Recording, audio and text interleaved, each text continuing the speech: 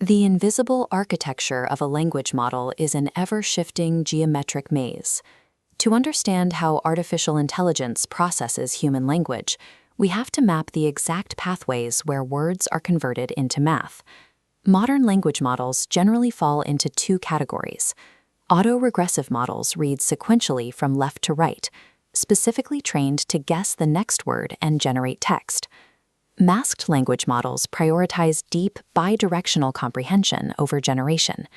BERT is the archetype of the masked model, a system acting as an analytical scholar.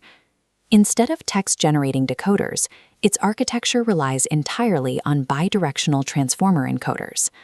Contextual understanding does not organically emerge from simply stacking neural network layers. It is built through specific mathematical constraints and targeted geometric corrections. Decoding this system requires walking through four distinct phases: the baseline architecture, the rigorous pre-training, the rapid fine-tuning, and finally, a structural post-processing step. Executing these phases ensures the model's internal representations remain mathematically consistent across varied linguistic tasks. This formula drives the self-attention mechanism. When we extract the QK transpose matrix, we are looking at the mathematical operation that calculates the geometric similarity between every single word in a sequence. Generative models apply a causal mask to this matrix.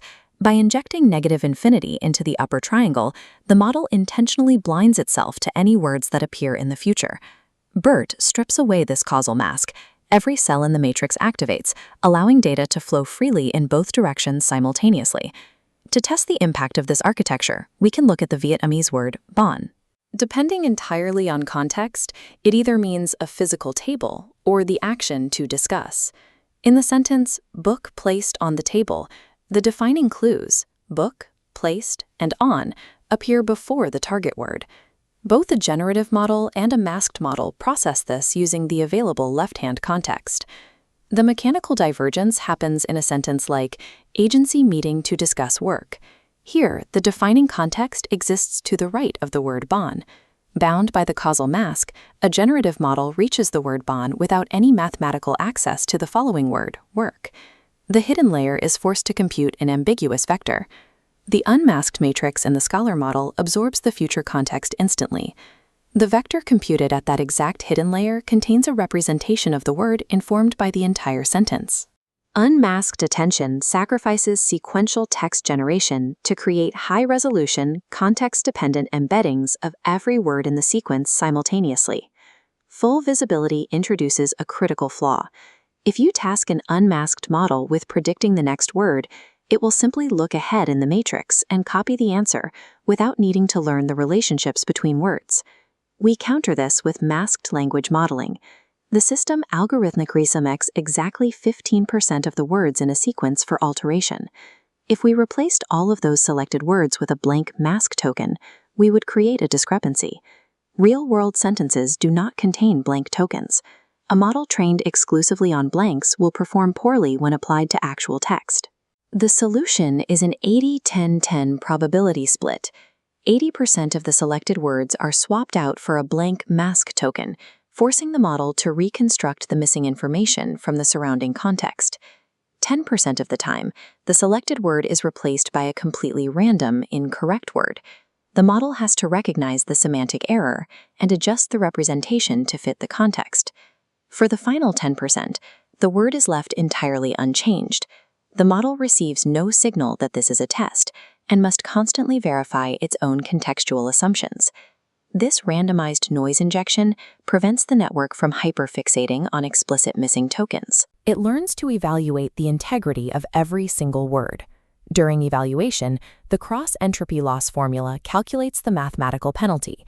This penalty is strictly applied only to the 15% of tokens that were selected, ignoring the rest of the sentence.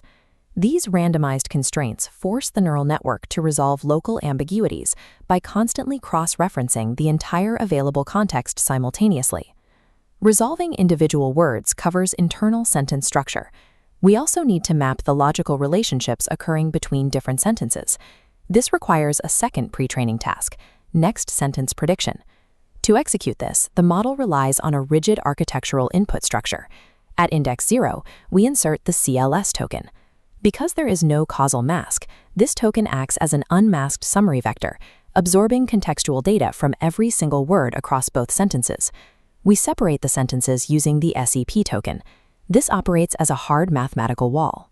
It allows high-level logic to cross between the sentences, while preventing the attention mechanism from blurring their individual syntactic structures. To make the prediction, the system extracts the fully aggregated CLS vector and multiplies it by an external weight matrix. That result is passed through a sigmoid function, compressing the raw numerical output into a 0 to 1 binary classification. This probability is then scored using binary cross-entropy loss. This makes the system sensitive to the logical continuity between segments, ensuring it can differentiate between coherent discourse and random pairings. Once the bidirectional architecture is fully optimized, the pre-training phase concludes. The model is ready for practical application. We strip away the masking task completely. The network is now fed raw, unaltered real-world text.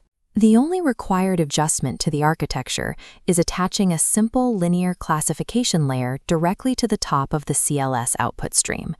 The previously trained attention weights funnel the full context of a document into this classifier. It yields binary results, categorizing text for tasks like sentiment analysis. Because the heavy lifting was solved during pre-training, fine-tuning an existing model requires minimal computing power, making advanced AI accessible for specific industrial applications. When training concludes, we find a structural flaw in the raw output vectors. The representations cluster together so tightly that they entirely lose their ability to distinguish between distinct semantic concepts. This is a post-training geometric anomaly known as anisotropy. During the training process, a few dominant vector dimensions develop massive variance. These outlier dimensions act as a mathematical gravity well. Looking at this three-dimensional graph, you can see how this flaw breaks vector math. All the data points are pulled into a tight, narrow cone. The physical angle between completely unrelated concepts, like a cat and economics, becomes microscopic. Because the vectors are packed so tightly, the cosine similarity between any two words approaches 0.99. This prevents semantic search algorithms from identifying differences between words. We cure this by applying a mathematical technique called z-score standardization, also known as isotropization. First, we subtract the mean of the dimensions. This translates the entire cluster back to the absolute center of the coordinate system. Next, we divide by the standard deviation. This method of compressing the dominant dimensions while stretching the dormant ones causes the cone to expand into a symmetrical sphere. Inside this corrected isotropic sphere, the vectors are distributed more evenly. Cosine similarity now reflects the true semantic distances between distinct concepts. Designing a language model is a multidisciplinary challenge. We must map out complex neural architectures while diagnosing and repairing the geometry of the representations they produce.